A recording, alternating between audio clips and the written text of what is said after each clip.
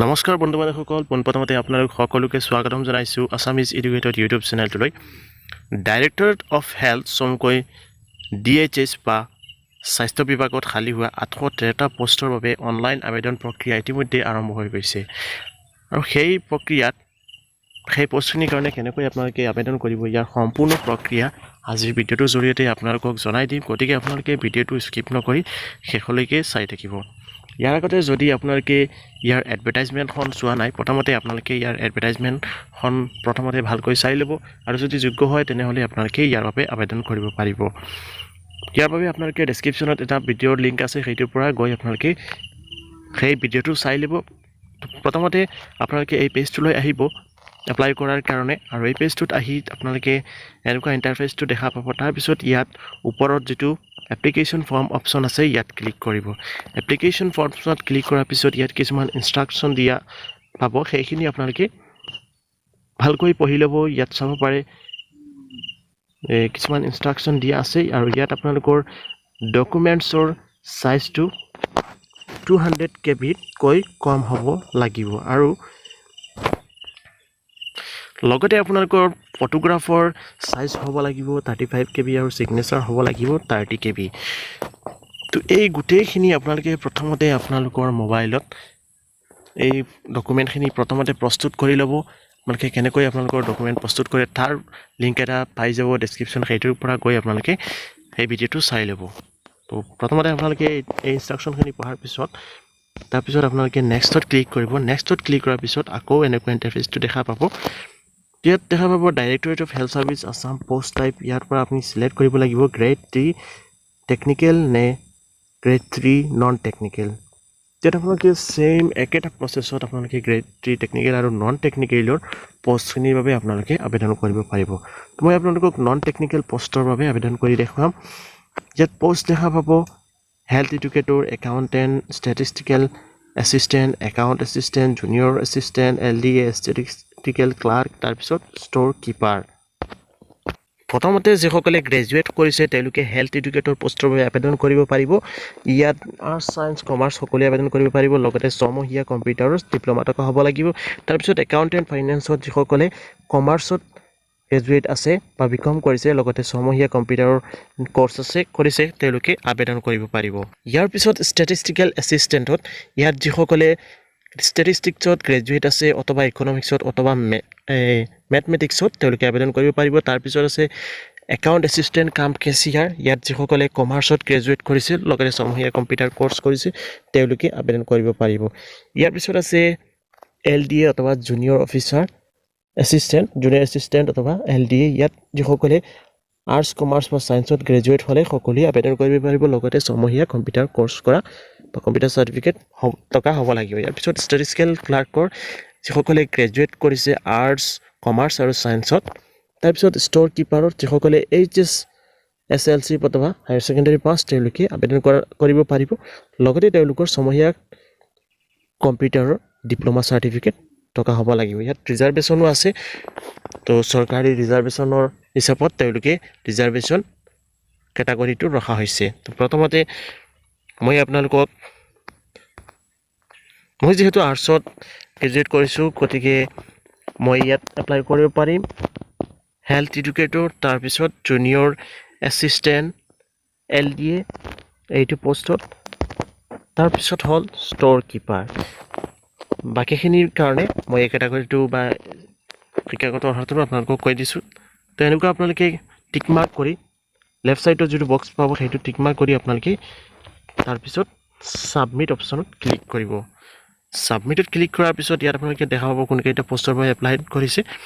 তাৰপিছত ইয়াত আপোনালোকে ফৰ্মখন ফিল আপ কৰিব লাগিব। প্ৰথমতে আপোনালোকৰ নাম দিব লাগিব, তাৰপিছত ফাদাৰ নেম, মাদাৰ নেম দি তাৰপিছত এইখিনি প্ৰচেছখিনি কৰি মই আপোনালোকক নেক্সট ষ্টেপটো দেখাই আছোঁ। ইয়াত আপোনালোকে আপোনালোকৰ নাম, ফাদাৰ্ছ নেম, মাদাৰ্ছ নেম দিওঁতে যেনেকুৱা আপোনালোকৰ ডকুমেণ্টছত আছে এডমিট কাৰ্ডত তেনেকুৱা ছেম এজ ইট ইজ আপোনালোকে ফিল আপ কৰিব। আপোনালোকে তাৰপিছত জেণ্ডাৰটো চিলেক্ট কৰি ইয়াত আপোনালোকে যদি অসমৰ স্থায়ী বাসিন্দা হয় ইয়েছ ক্লিক কৰিব। ক্লিক কৰাৰ পিছত ইয়াত ফাইল আপলোড কৰিব লাগিব, ডকুমেণ্ট আপলোড কৰিব লাগিব। ইয়াত ব্ৰাউজত ক্লিক কৰি আপোনালোকে স্থায়ী বাসিন্দাৰ যিকোনো এখন প্ৰমাণপত্ৰ আপোনালোকে ইয়াত আপলোড কৰি দিব ইয়াৰ পিছত আপলোড কৰাৰ পিছত ডেট অফ বাৰ্থটো দিওঁতে আপোনালোকে এই ডেট অফ বাৰ্থটোৰ ওপৰত ক্লিক কৰিব ক্লিক কৰাৰ পিছত ইয়াত প্ৰথমতে এনেকুৱা দেখা পাব তো আপোনালোকে প্ৰথমতে ইয়াৰৰ ওপৰত ক্লিক কৰিব ইয়াৰৰ ওপৰত ক্লিক কৰিলে ইয়াত আপোনালোকে ইয়াৰটো সিলেক্ট কৰি ল'ব তাৰ পিছত মাহটো তাৰ পিছত যেটো আপোনালোকৰ ডেট হেতু ইয়াৰ ক্যালেন্ডাৰৰ যেটো দিন হেতুৰ ওপৰত ক্লিক কৰিব অটোমেটিক্যালি এজটো আহি যাব ইয়াৰ পিছত প্লেস অফ বাৰ্থ কোনখন ঠাইত জন্মগ্ৰহণ কৰিছে সেইখন নামটো ইয়াত লিখিব তাৰ পিছত present address address line 1 address line 2 এটো হল যদি প্ৰথমত এড্ৰেছ লাইন 1 ত যদি আপোনালোকৰ এড্ৰেছ লিখাটো সম্পূৰ্ণকৈ লিখিব নোৱাৰে তেনেহলে দ্বিতীয় লাইনত কৈ লিখিব লাগিব ইয়াত একেটা কথা বা একেটা এড্ৰেছ লাইন 2 কেতিয়া আপোনালোকে নিদিব ইয়াৰ পিছত ইয়াত আপোনালোকে তলত আহিলে মোবাইল নম্বৰটো ভ্যালিড মোবাইল নম্বৰ এটা দিব তাৰ পিছত ইয়াত মোবাইল নম্বৰত ওটিপি আহিব আৰু হেতু এন্টাৰ কৰি আপোনালোকে ভেৰিফাই কৰিব লাগিব তাৰ পিছত ইমেইল WhatsApp নাম্বাৰ স্কাইপ জুম আইডি গুগল ডিও নাম্বাৰ তো হেতু আপোনালোকে দিব লাগিব কিয়নো ইয়াৰ দ্বাৰা আপোনালোকক ইন্টাৰভিউ লোৱা হ'ব পাৰে তাৰ পিছত are you citizen of India yes কৰিব তাৰ পিছত পিডব্লিউডি দিব্যাংগ ফিজিক্যালি হ্যান্ডিক্যাপ যদি হয় তেনে ইয়েস কৰিব নহলে নকৰিব তাৰ পিছত ক্যাটাগৰী ইয়াৰ পৰা সিলেক্ট কৰিব তাৰ পিছত ইকোনমিক্যালি উইকাৰ সেকশনৰ পৰা যদি হয় তেনেহলে ইয়েস কৰিব নহলে নকৰিব তাৰ পিছত লাষ্ট এক্সামিনেশন পাস কোনটো এইচএসএলসি ডিটেইলছখিনি ইয়াত এন্টাৰ কৰিব এইচএসএলসি বোৰ্ড বা কাউন্সিল কোনটো ইয়াত এন্টাৰ কৰিব পাসিং ইয়াত এন্টাৰ কৰিব পাৰ্সেন্টেজটো ইয়াত এন্টাৰ কৰি তাৰ পিছত এইচএসএলসি সাৰ্টিফিকেটখন ইয়াত এন্টাৰ কৰিব ইয়াৰ পিছত হল হায়াৰ সেকেন্ডাৰী ইয়াত কোনটো কাউন্সিলৰ বা বোৰ্ডৰ পৰা পাস কৰিছে পাসিং ইয়াৰ কিমান তাৰ পিছত পাৰ্সেন্টেজ ইয়াত এন্টাৰ কৰিব ইয়াৰ পিছত ডিগ্ৰী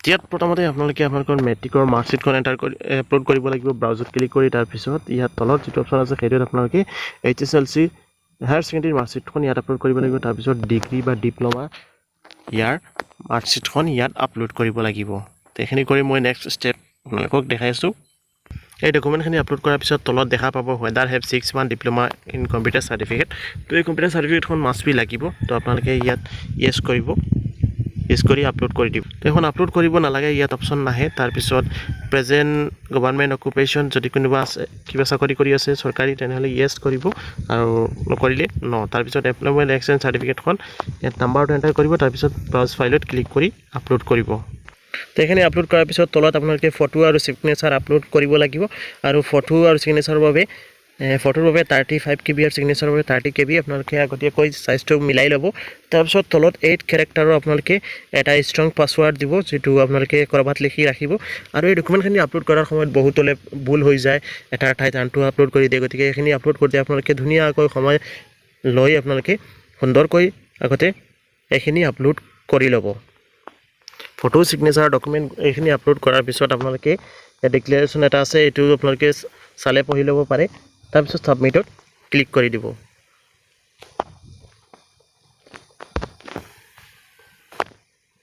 তলপ সময় লৈ আছে এনেকুৱা সাবমিট হোৱাৰ কাৰণে তো এই প্ৰসেসটো ফলো কৰি আশা কৰো আপোনালোকে আপোনালোকৰ মোবাইলৰ পৰা নিজে নিজে এপ্লাই কৰিব পাৰিব অতি ইজি প্ৰসেসত আৰু বাকি টুকা পদখিনিৰ কাৰণে সেম প্ৰসেসত আপোনালোকে এপ্লাই কৰিব লাগিব মাত্ৰ আপোনালোকৰ ডকুমেন্ট আৰু ফটো সিগনেচাৰ এখিনি আগতীয়াকৈ একুৰেট সাইজত আপোনালোকে বনাই ৰাখি ল'ব নহলে কিন্তু আপলোড নহব বা সাবমিট নহব আকৰো আপোনালোকে ভিডিওটোৰ পৰা নিশ্চয় এই কাম বা এপ্লাই কৰিব পাৰিব নহলে ভিডিওটো প্লিজ লাইক কৰিব আৰু কমেন্ট কৰি জনাব পাৰে আৰু যদি কিবা জানিবলগীয়া আছে আপোনালোকক যতদূৰ সম্ভৱ সহায় কৰিবলৈ বা ৰিপ্লাই দিবলৈ চেষ্টা কৰিম যদি নতুনকৈ আছে এতিয়ালৈকে আমাৰ চেনেলটো সাবস্ক্ৰাইব কৰা নাই অনুগ্ৰহ কৰি আমাৰ চেনেলটো সাবস্ক্ৰাইব কৰি ল'ব আৰু লগতে কাষতে বেল আইকনটো প্ৰেছ কৰি ল'ব যাতে প্ৰতিদিনে এনেকুৱা ভিডিও নোটিফিকেশন আপোনালোকে সকলোৰে আগত আপোনালোকৰ মোবাইলত পাব পাৰে কিয়নো আমাৰ চেনেলৰ জৰিয়তে এনেকুৱা ভিডিও প্ৰতিদিনে আপলোড কৰি থকা হয় বহুতো গুৰুত্বপূৰ্ণ ভিডিও আপোনালোকে এই চেনেলটোৰ জৰিয়তে লাভ কৰিব পাৰে তেনেহলে আজিলৈ আহিছো আপোনালোকৰ আজিৰ দিনটো শুভ হওক মংগলময় হওক তাৰে কামনাৰে কালি আকৌ এটা নতুন ভিডিওত লগ পাম তাৰে জয় হিন্দ জয় আই অসম